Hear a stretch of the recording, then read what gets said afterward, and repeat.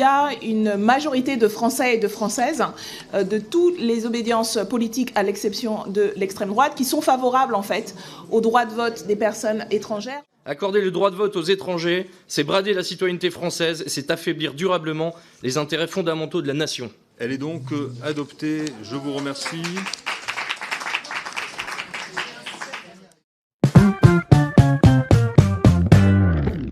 Proposition de loi constitutionnelle modifiée par le Sénat visant à accorder le droit de vote et d'éligibilité aux élections municipales aux étrangers non ressortissants de l'Union européenne résidant en France. Des millions de femmes, d'hommes vivent, travaillent, élèvent leurs enfants. Certains estiment que les résidents qui souhaitent voter peuvent être naturalisés pour participer aux élections.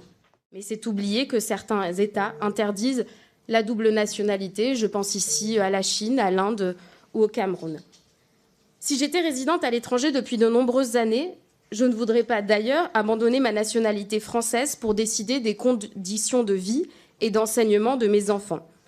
C'est pourtant le dilemme auquel aujourd'hui sont confrontés certains résidents étrangers en France. Tidiane, un exilé guinéen, qui en 2020, lors des élections municipales, s'est porté volontaire, comme à ses sœurs, dans son bureau de vote. Toute la journée, il a permis à des centaines de personnes d'exercer leur droit de vote. Et pourtant, lui n'a jamais pu voter. La proposition de loi constitutionnelle qui octroie le droit de vote aux étrangers aux élections municipales aux étrangers non européens témoigne de l'absolue détermination des écologistes à vouloir araser le pacte national et priver les citoyens français de leurs derniers privilèges démocratiques. Décider chez eux ce qui est bon pour eux. Madame la députée, pensez-vous sérieusement que dans ce contexte, il soit judicieux d'accorder le droit de vote aux élections municipales à plus de 300 000 étrangers turcs, dont la plupart sont des soutiens affirmés du président Erdogan ? Pensez-vous que cela renforcera ou bien affaiblira la cohésion nationale? Pour nous, la réponse est très claire. Accorder le droit de vote aux étrangers, c'est brader la citoyenneté française, c'est affaiblir durablement les intérêts fondamentaux de la nation. Pour toutes ces raisons, le groupe Rassemblement national et ses alliés Identité et Liberté voteront contre cette proposition de loi constitutionnelle qui rencontre une opposition nette d'une majorité de Français. Je vous remercie. Chers collègues, ce texte n'est pas un texte technique, c'est un texte idéologique et c'est précisément pour cela qu'il nécessite une réponse politique claire. En France, le droit de vote n'a jamais été un droit d'usage. Ce n'est pas un droit attaché à la résidence, ce n'est pas un droit attaché à la simple présence sur le territoire, c'est un droit politique au sens le plus exigeant du terme. Nous faisons un autre choix, le choix exigeant mais cohérent de l'accès à la nationalité française, le choix de l'assimilation par la citoyenneté pleine et entière. En France, le droit de vote est un acte grave, un acte fort, un acte qui engage la nation, et nous voulons qu'il le reste. Et c'est pour cela que le groupe Ensemble pour la République votera contre cette proposition de loi constitutionnelle. Je vous remercie.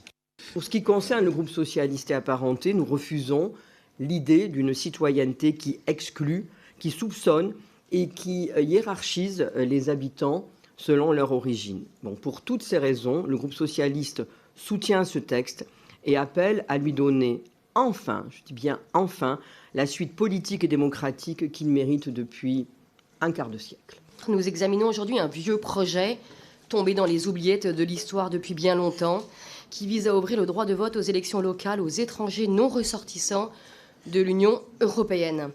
Cette idée figurait déjà dans le programme de François Mitterrand en 1981 et qui n'a naturellement jamais tenu sa promesse, ce texte s'opposant à un principe constitutionnel fondamental affirmé depuis la Révolution française.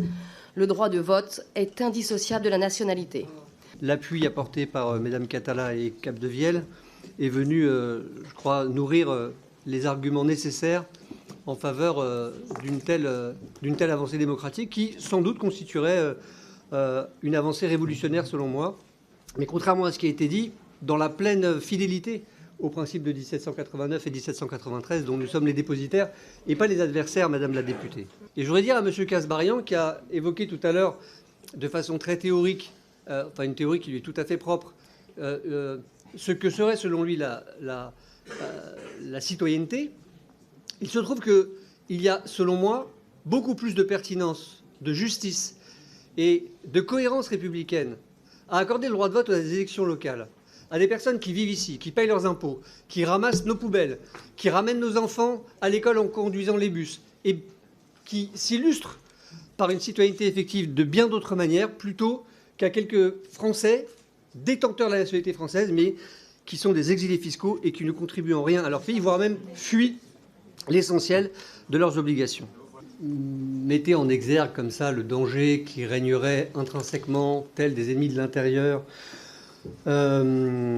concernant des centaines de milliers d'étrangers parce qu'ils seraient à la solde de leur état d'origine. Réfléchissez quand même avant d'avancer ce genre d'argument. Moi, j'ai été député des Français de l'étranger. Il y a 3 millions de compatriotes qui vivent à l'étranger. Qu'est-ce que vous diriez si une seule seconde d'aucuns accusaient nos compatriotes vivant aux États-Unis, à Londres, au Maroc, en Algérie, en Australie, d'être des agents de la France et de ne pas être loyal avec les règles qui régissent le pays dans lequel ils résident? Vous seriez les premiers vent debout contre cette accusation infamante. Et elle est infamante. Elle est d'autant plus infamante que elle insulte toutes celles et ceux de nos compatriotes qui font des efforts tous les jours dans les pays où ils vivent pour donner de leur mieux, non seulement en concourant à la vie générale à laquelle ils participent, mais aussi en étant nos ambassadeurs culturels. Et être ambassadeur culturel d'un pays, ce n'est pas être un agent d'influence d'une dictature. Qu'est-ce que c'est que cette histoire? Vous vous rendez compte à quel point vous faites du mal à nos propres compatriotes qui vivent à l'étranger? Essayez d'être un peu plus digne, s'il vous plaît, dans les arguments que vous avancez. Oui, merci, Monsieur le Président. Juste, premier élément, j'entends beaucoup le fait de s'opposer à cette proposition de loi serait quelque chose à la fois de réactionnaire ou d'extrême droite ou de facho. Excusez-moi, oui, j'entends Madame Catala qui dit oui. Monsieur le Président Chirac en 2005 a dit qu'il était profondément contre le fait d'autoriser le droit de vote d'étrangers aux élections locales. Ça n'en fait pas un facho. Monsieur De Villepin, qui était son Premier ministre à l'époque et qui s'est opposé à cette proposition-là, s'est opposé, ça n'en fait pas un facho. Donc j'aimerais bien qu'on puisse évoquer des arguments ici sans forcément être catégorisé dans la catégorie facho, pas facho, si on s'oppose à une proposition de loi venue des écologistes, premièrement. Deuxième élément, on nous dit c'est ringard de parler de nationalité, c'est ringard de parler de citoyenneté. Pardonnez-moi, chers collègues, moi je viens d'une famille qui est issue de l'immigration et qui a choisi la nationalité française, qui est arrivée ici avec la guerre, et qui a choisi de devenir français. Et c'est bien ce choix de devenir français, ces droits et devoirs réciproques, cette appartenance à la communauté nationale qui fonde le droit de vote et qui fait que l'on vote. Si des étrangers veulent voter aux élections, qu'elles soient locales ou nationales en France, ils peuvent devenir français. L'accès à la nationalité française est ouvert, nous y sommes favorables. C'est un choix que de devenir français et nous le respectons et nous l'encourageons bien évidemment. Monsieur Di Filippo. Merci beaucoup, Monsieur le Président. Visiblement, sur ce débat-là, de toute façon, il y a des positions irréconciliables entre ceux qui ont une vision un peu internationaliste et ceux qui ont une vision plus centrée sur l'intégration ou l'assimilation de ceux qui ont rejoint notre pays. Et le vote, vous savez, c'est l'aboutissement d'un projet de citoyenneté ou d'un parcours citoyen, que ce soit l'enfant qui devient adulte dans un cadre plus républicain possible ou que ce soit celui d'une personne qui a rejoint notre pays pour y construire un projet de vie et qui adhère pleinement aux valeurs de la République. Donc là-dessus, nous ne tomberons jamais d'accord. Pour nous, la finalité, c'est bien entendu que la personne acquiert la nationalité française et s'y épanouisse pour jouir pleinement de tous ses droits civiques. Et il y a une question sur laquelle vous ne répondez jamais, c'est celle de la réciprocité. Vous parlez de Français à l'étranger, vous parlez d'étrangers dans d'autres pays, mais la question centrale, c'est celle-là. Avec les pays européens, de l'Union européenne, elle est réglée. Avec les autres pays, c'est loin d'être le cas. Donc, nous, notre vision, elle restera, quoi qu'il arrive, toujours centrée sur le projet d'une citoyenneté qui intègre pleinement les gens qui ont choisi de rejoindre la France, d'y construire leur projet de vie. Mais dans ce cas, la finalité, eh bien, c'est de devenir français. Juste un mot d'abord sur la naturalisation, qui est vraiment l'argument de ceux qui refusent l'accès au vote des personnes étrangères résidentes sur le territoire français.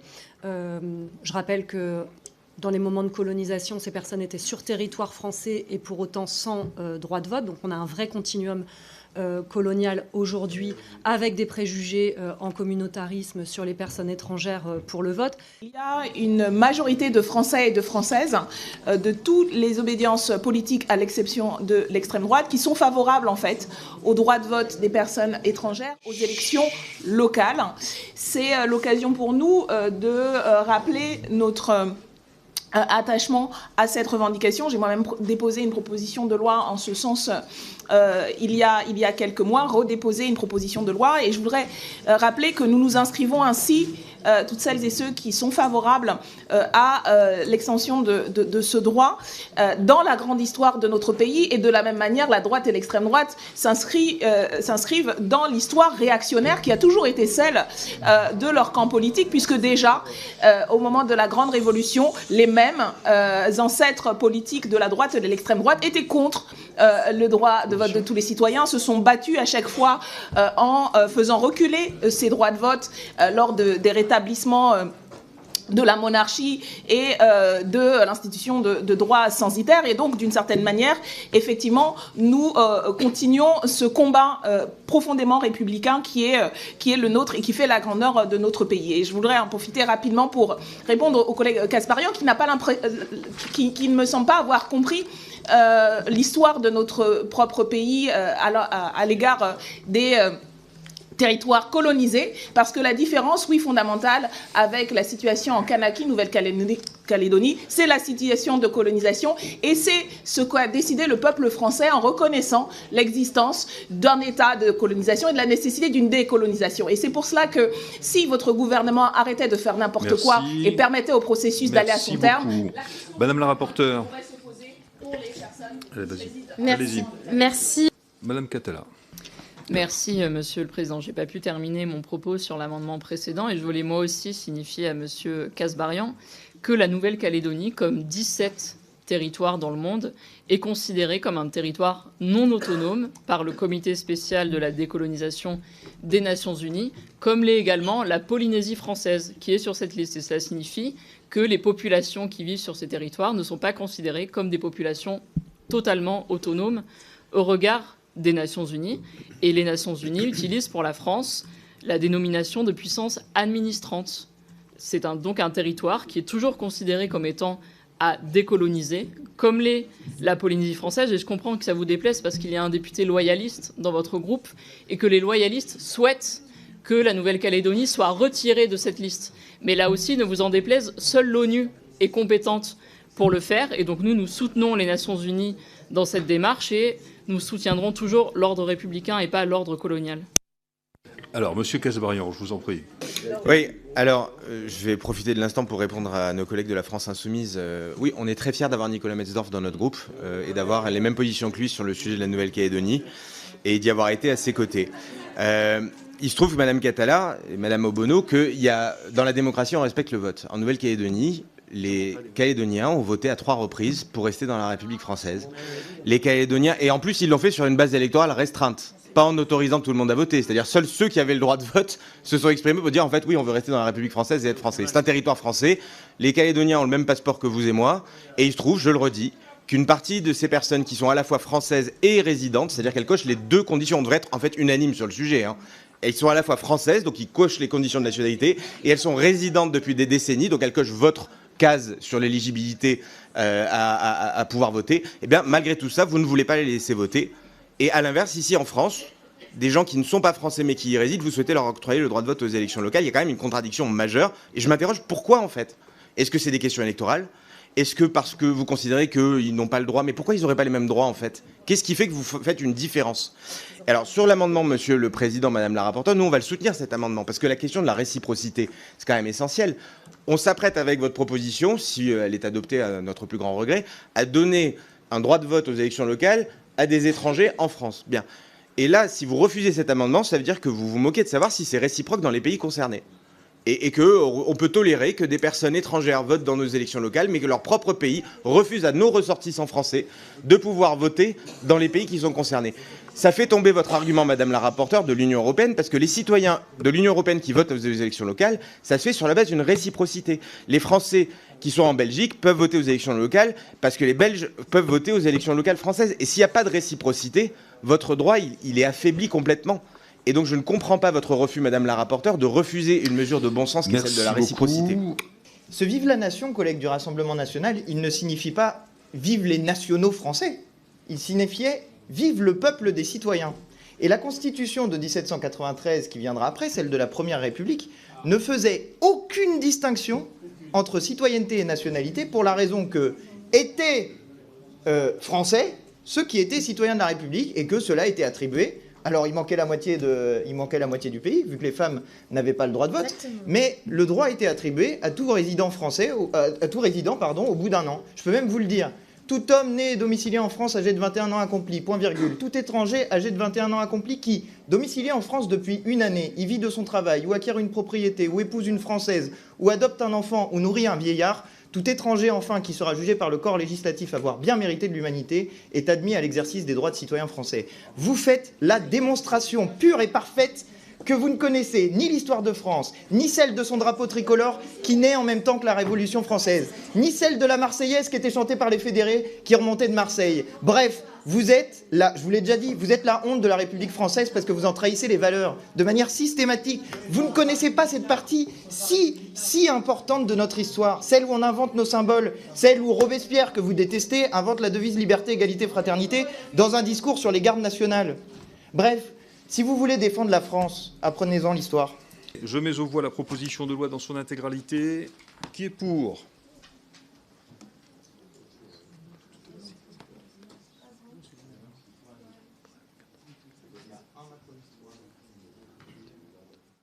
Qui est contre ?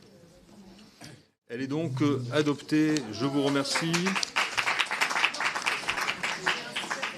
Merci, Madame la rapporteure.